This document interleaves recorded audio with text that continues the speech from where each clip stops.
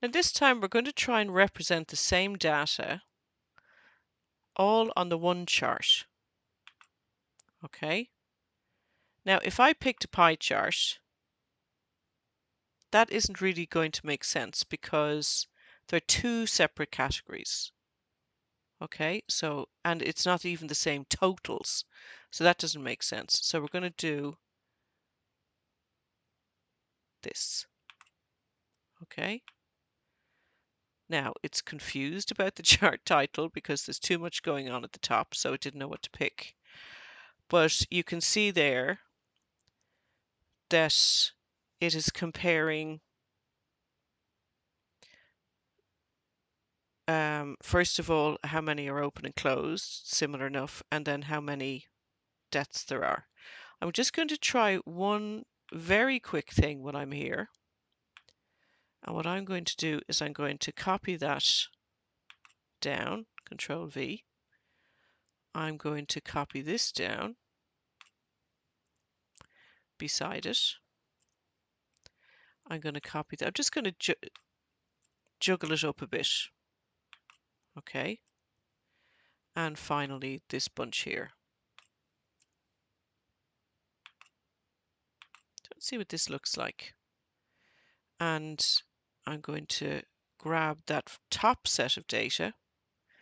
Don't grab the totals. Some people were putting the totals in with the main. I'm going to do the same thing again. Now, which is better? Now I might move this into a chart on its own. So this is, no, we'll keep the same format. Control Z is your friend. If things start getting out of hand, I'm just trying to move this up to the side. It can be a bit annoying. I'll zoom out so I can move it up to the side and then try and get it the same.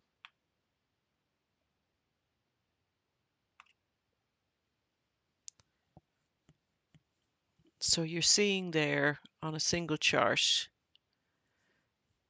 Now, what I was starting to show people, I prefer this one because the surgery's deaths on one, surgery's deaths on the other. So I'm going to make that a big chart. To data bases compared. Okay. Now, I was trying to show people how to adding elements so you can add data labels. Outside end. Do you see that? And then pick these and add data labels. Outside end. Then if you go up and pick the data labels, you just go to the Home tab and make them a little bit bigger. Change the color even. And then you see it picks them as a series and then make that bigger. Okay. Now the other thing you can do with the data labels, if I go back to the format here, sorry, chart design, now I can right click here on them. If I right click on the label, format data labels, you don't need to see, it's not showing percentages there because it's not, that's the only thing. You would need to have the percentages worked out, I think. That's the thing about a pie chart. A pie chart will give you percentages. You would need to have them calculated as percentages. I'll show you quickly so this video doesn't get too long.